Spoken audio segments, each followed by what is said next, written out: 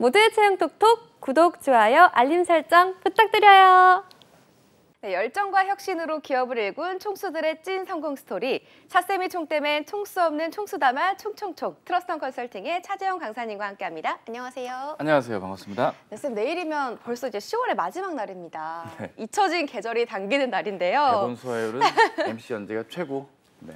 네, 10월도 저물어가는 이 시점에서요, 쌤. 네. 아니, 집중하시죠. 네.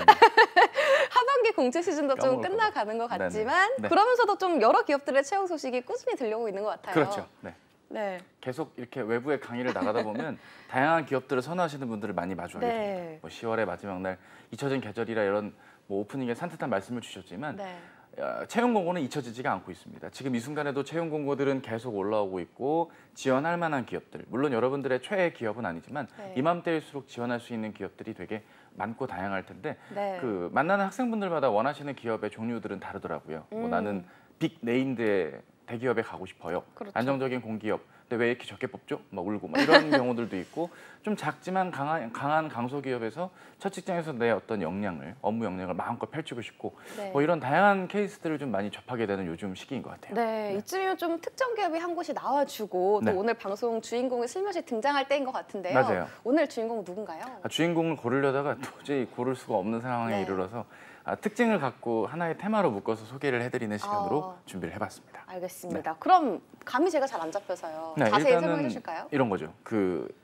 대부분 기업을 고를 때 어떤 앞서 말씀드린 네임드라든지 회사의 조건, 연봉 등 다양한 조건들이 있지만 이러한 조건들을 한데 모아 훌륭한 인사제도, 이를테면 조직 문화의 특성이 있다라든지 처우라든지 복리후생 등이 특출난다거나 채용에서 좀 특이점이 보이는 회사들도 우리가 주목해 볼 만한 부분들이 아닐까 싶은 생각이 드는데요.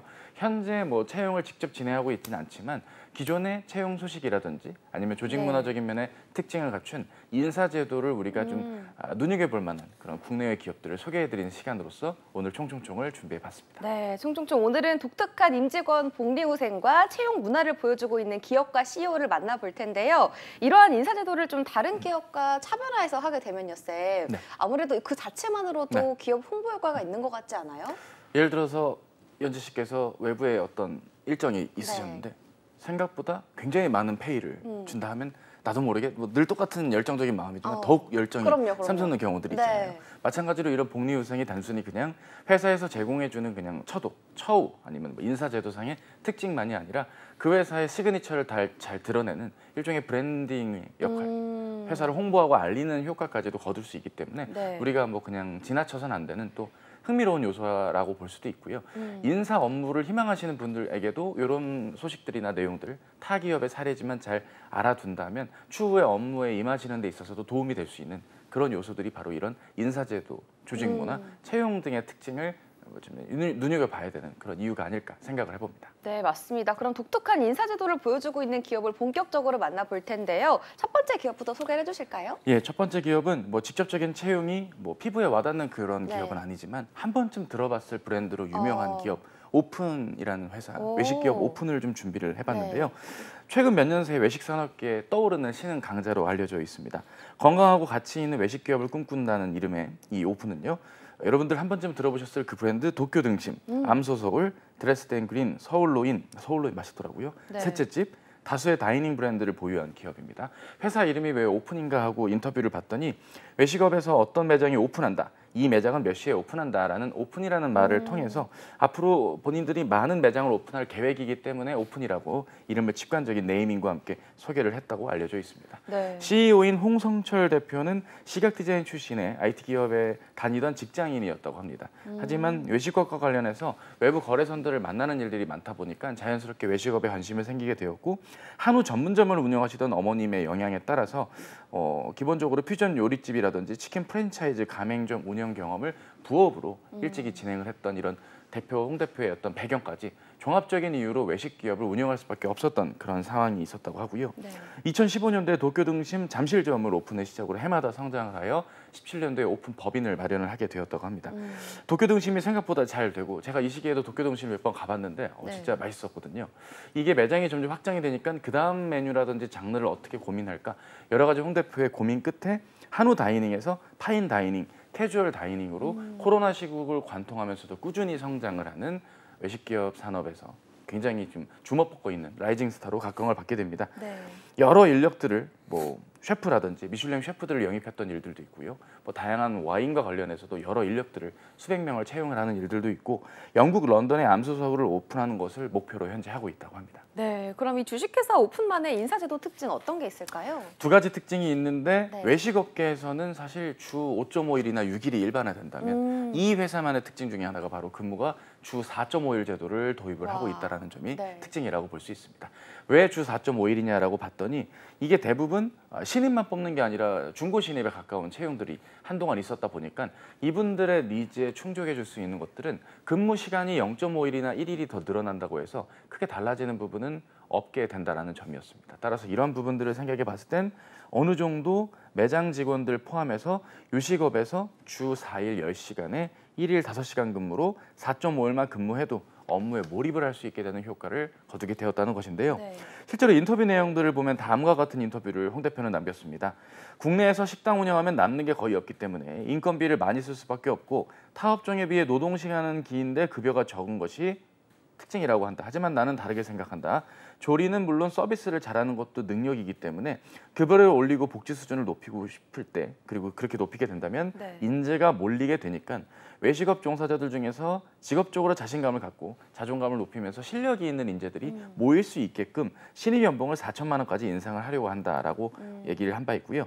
600명 중에 200명의 직원이 셰프다. 파인다이닝 브랜드를 운영하지 않았다면 이러한 인재들이 입사하지 않았기 때문에 셰프들의 R&D 능력에 뛰어난 퀄리티 좋은 제품과 브랜드 이런 론칭에 있어서 이건 굉장히 중요한 요소다. 사실 이게 연봉이 4천만 원이면 대부분 4천만 원을 12로 나누시기 바쁜데 네. 12로 나누면 안 되고 13으로 나누는 게 좋습니다. 그럼 13으로 나누면 13분의 12가 월급으로 가고요. 네. 나머지 13분의 1을 반으로 쪼개서 설날에 한번 추석에 한번 주는 이런 마법 같은 연봉 계산식이 되게 있기 마련인데 네. 이러한 흐름 외에도 성과급이라든지 다양한 제도들이 있다고 하는 점들에선 확실히 홍 대표의 외식 산업의 종사자들을 향한 마음이 애틋하다고 볼 수 있겠습니다. 네, 정말 독특하다기보다는 너무 좋은 것 같습니다. 네. 이 밖에도 좀 주식회사 오픈만의 눈에 띄는 인사제도가 또 있을까요? 일단은 22년도 6월에 청담에 이제 사옥을 오픈했다라는 점, 네. 그 점이 좀 인상적이라고 볼 수 있고요. 또 모든 임직원들이 다 선호하진 않겠지만 임직원들의 체육대회 오픈 올림픽을 개최했다고 합니다.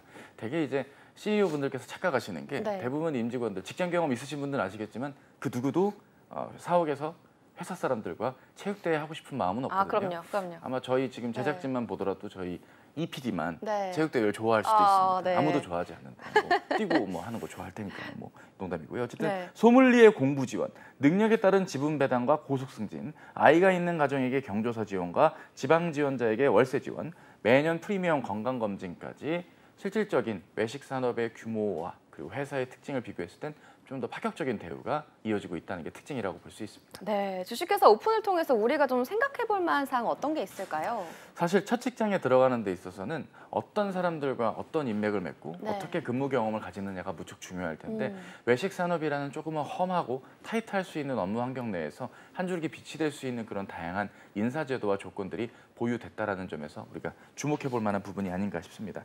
실제로 홍 대표의 인터뷰를 보면 오픈의 최종 목표는 글로벌 넘버원 외식 기업이다.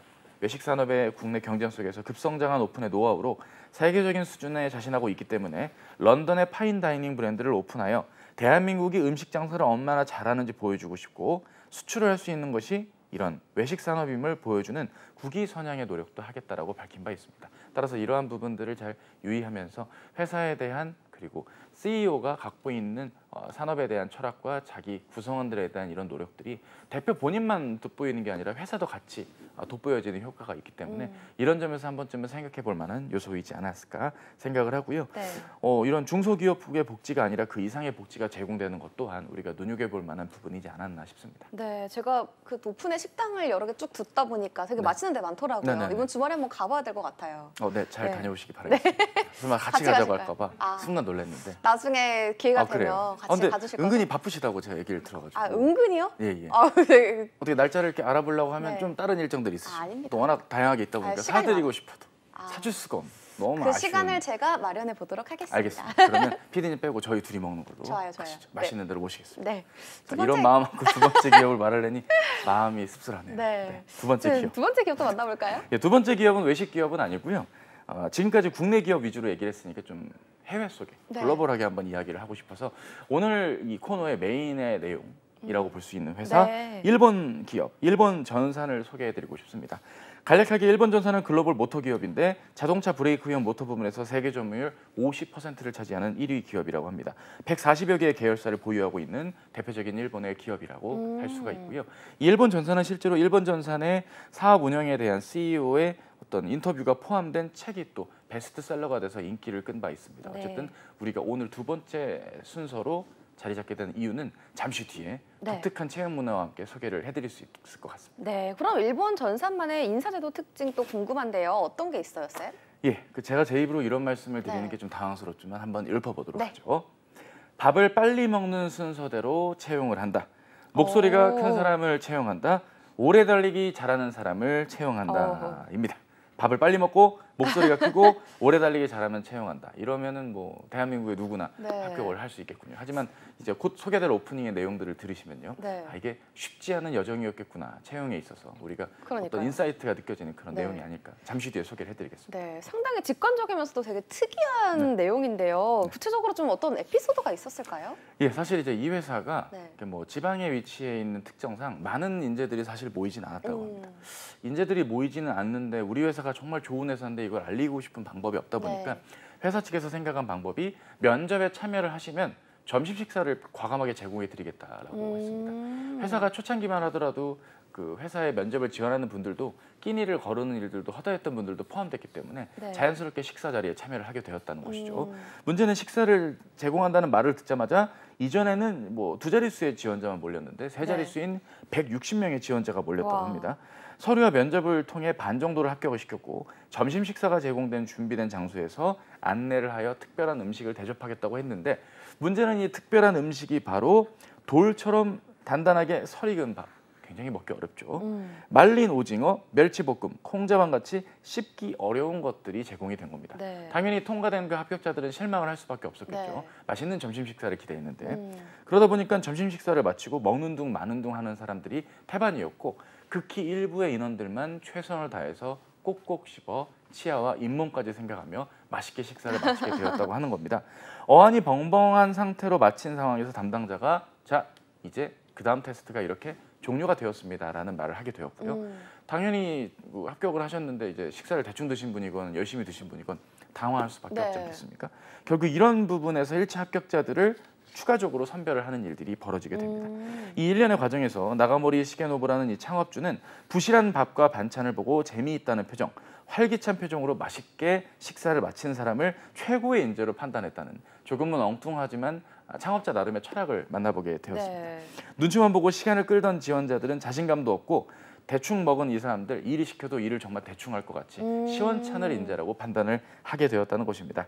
도시락을 10분 안에 이렇게 먹었던 사람 33명을 합격시켰고 이 33명은 모두 훗날에 이 일본 전선의 간부로 우와. 성장을 하게 되었다고 합니다. 네. 밥 빨리 먹기, 제대로 먹기를 통해서 판단도 빠르게 하고 결단력도 빠르고 동작도 빠릿빠릿하게 일을 제대로 소화하는 것 그리고 위도 튼튼하게 소화를 잘 시키는 것 이게 가장 획기적이고 성공적인 채용 방식이라고 창업자 나가모리는 이렇게 말을 했다고 합니다. 네, 처음엔 장난치나 싶다가도 네. 듣다 보니까요. 왜 네. 이런 채용 방식이 이루어졌는지 이해가 가는 것 같기도 하면서도 그쵸. 또 의아한 채용 방식이었던 것 그렇죠. 같습니다. 전 사실 저희 작가님이 이 대본을 통과시킨 것도 네. 굉장히 의아했습니다. 아, 그래요? 꼼꼼하게 검토하시는 분이 아. 이 내용을 과연 방송에 송출하는 게 네. 마음에 들어 할까? 네. 마음에 들어 하시는 너무 것 같아요. 재밌는데요? 다행이에요. 네. 아직 2개 더 남았어요. 그래서 그런 네. 게 또 네. 목소리 큰 사람도 채용을 했고 또 오래 달리기를 잘하는 사람 이 그쵸. 방식도 궁금한데 채용했던 스토리 또 있을 것 같아요. 일단은 네. 총명하게 목소리가 잘 들리시는 우리 MC 연지는 무조건 합격입니다. 일본 워낙 또렷하게 들리니까요. 네. 실제로 목소리가 크다는 건 자기 실력과 자기 자신에 대한 믿음이 있고 최선을 다한다는 증거라고 알려져 있는 게 특징이라고 할 수 있습니다. 채용 과정을 이렇게 회사 측에서는 소개했습니다. 이번에 일본 전산 신입사원으로 합격하게 된 차재원입니다. 앞으로 잘 부탁드립니다. 라는 문장을 네. 크게 읽게 했다고 합니다. 물론 큰 소리로 읽어야 한다는 말은 하지 않은 상태에서 읽게끔 유도를 한 것이죠. 네. 이 과정에서 책상 앞에 전화기를 들고 다른 부서에 전화를 거는 과정에서 예의 바른 태도라든지 안정적인 목소리 등의 톤을 통해서 이 지원자가 진짜 강점이 있는지 아닌지를 관련을 했다고 하고요. 또 오래 달리는 경우라면 20대의 청춘이라면 누구나 건강하게 특정 길이를 완주할 줄 아는 것이 청년으로서 1차 요건이고 그러한 부분에서 중간에 쉬지 않고 달리는 모습에서 끈기 있는 인재의 모습을 확인해 보고자 한다라는 것을 특징으로 잡은 게 특징이었다고 합니다. 걷건 뛰건 기어서 가건 중간에 주저앉아 쉬지만 않는다는 그런 조건으로 나름의 내부 규정을 가졌다고 하는데요. 남보다 뒤처지더라도 절대 포기하지 않고 끝까지 지속하는 습관을 보기 위해서 나가모리 창업자가 인재를 채용을 했다고 합니다. 실제로 인터뷰에 따르면 이런 말을 했다고 하는군요. 승패는 누구 자신에게 지속적으로 투자하느냐에 따라 달려있다. 이 시험을 통과한 여러분들은 인내심과 끈질김을 인정받게 된 것이다. 앞으로 우리 회사에서뿐만 아니라 어딜 가도 성공할 수 있다. 이 시험을 볼 때 초심을 잃지 말기 바란다라는 말입니다. 사실 제가 만약 이런 곳에 지원을 했다라고 한다면 저는 이 우리 나가모리 창업주의 이런 속 깊은 마음을 헤아리진 못했을 것 같아요.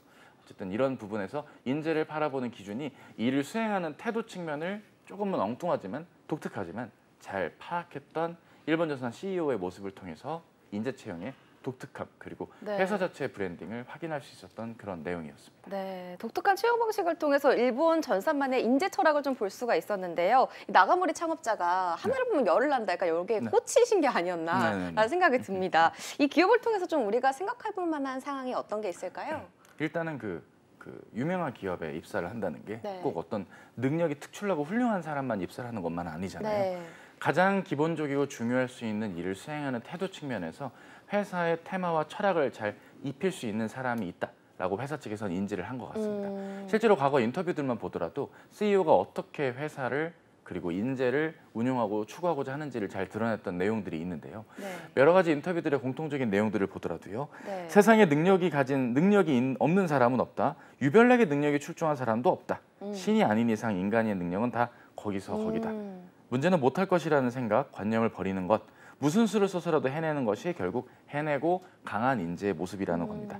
그리고 인재를 채용하는 건 채용이 아니라 키워내는 것이다라고 일찍이 박힌 바 있고요. 개인이 가지고 있는 기능이나 기술은 적은 사람과 많은 사람의 격차가 다 거기서 거기, 많아봐야 5배 정도 차이일 뿐이다. 의욕과 적극성, 의식은 하지만 100배 이상의 차이를 낳는다.